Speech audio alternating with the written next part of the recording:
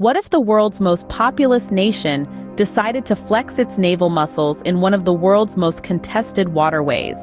The South China Sea, a hotbed of geopolitical tension, has seen a significant increase in activity from the People's Republic of China. A series of incidents over the past few years have sparked international concern, with China's actions escalating in both frequency and intensity. Our story begins in early 2021, with the USS Theodore Roosevelt leading a United States aircraft carrier group into the South China Sea. The mission? To promote freedom of the seas and address rising anxieties about China's maritime agenda. Around the same time, Taiwan reported an incursion of Chinese bombers and fighter jets into its air defense identification zone. China's response? Complaints about U.S. vessels in the South China Sea close to islands it controls or claims. As the year progressed, China took a bold step, passing a law allowing its Coast Guard to open fire on foreign vessels, effectively increasing the risk of conflict. A move that was seen by many as an underhanded tactic to advance its territorial claims during the COVID-19 pandemic.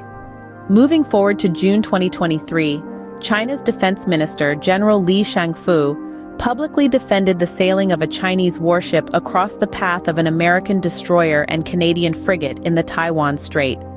General Li argued that such freedom of navigation patrols were a provocation to China.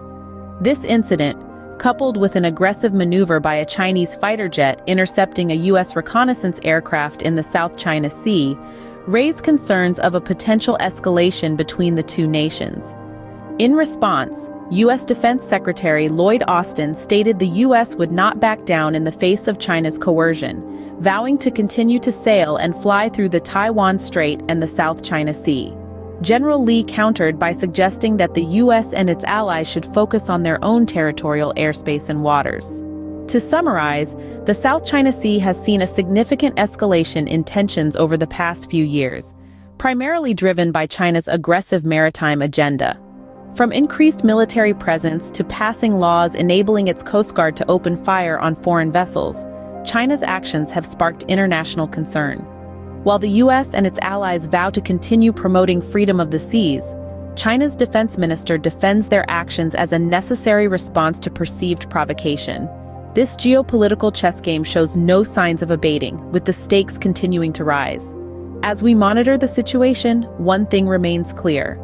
The South China Sea has become a powder keg, and the world is watching with bated breath.